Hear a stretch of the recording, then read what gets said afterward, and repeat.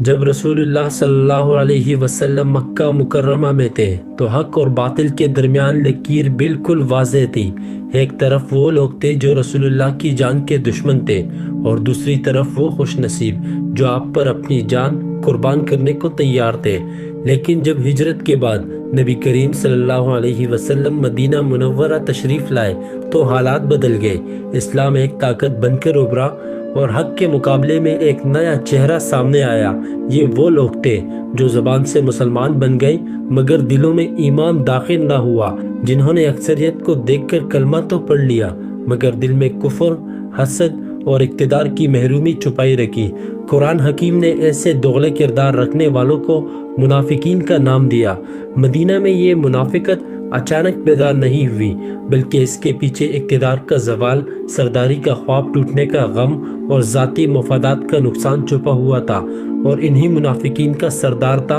عبداللہ بن ابی، وہ شخص جس کے لیے تاج تیار ہو رہا تھا مگر جس کی بادشاہت رسول اللہ کی آمد کے ساتھ ہی ہمیشہ کے لیے ختم ہو گئی۔ آج ہم اسی منافقت کی حقیقت، اس کے اسباب اور مدینہ کے اس تیسرے گروہ کا ذکر کریں گے جس نے اسلام کو سب سے زیادہ اندرونی نقصان پہنچانے کی کوشش کی۔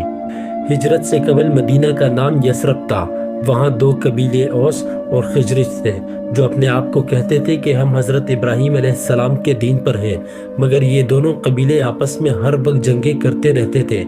رسول اللہ کی ہجرت سے کچھ عرصے قبل ان دونوں قبیلوں کے درمیان زبردست جنگ ہوئی جس میں بے شمار افراد قتل ہو گئے، تو انہوں نے آپس میں صلح کر لی اور ایک مشترکہ بادشاہ بھی چن لیا جس کا نام عبداللہ بن ابی تھا۔ ابھی اس کی تاج پوشی ہونی تھی، سونے کا تاج سنار کے پاس بننے کے لیے دیا ہوا تھا کہ اسی دوران رسول اللہ ہجرت کر کے مدینہ میں تشریف لے گئے، اور جب دونوں قبیلوں کے اکثر لوگ مسلمان ہو گئے اور رسول اللہ کو اپنا رہبر و رہنما تسلیم کر لیا تو اس کی تاج پوشی کا پروگرام نہ ہو سکا۔ عبداللہ بن ابی اور اس کے ساتھیوں کو اس بات کا دکھ تھا، اور وہ یہ سمجھتا تھا کہ آپ حضور صلی اللہ علیہ وسلم کی وجہ سے میں بادشاہ نہ بن سکا، لہٰذا وہ اپنے قبیلے کی اکثریت کو دیکھ کر مسلمان تو ہو گیا مگر دل میں کفر رہا، اور اس کو جب بھی موقع ملتا حضور صلی اللہ علیہ وسلم کی مخالفت کرتا، یہودیوں اور کافروں سے مل کر حضور کے خلاف باتیں کرتا رہتا مگر رسول اللہ کے سامنے آ کر ان باتوں کا انکار کر دیتا۔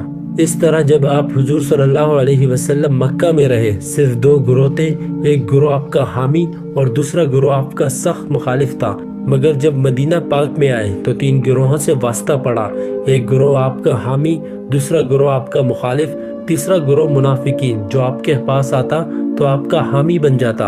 اور کافروں کے پاس جاتا تو مسلمانوں کی مخالفت کرتا۔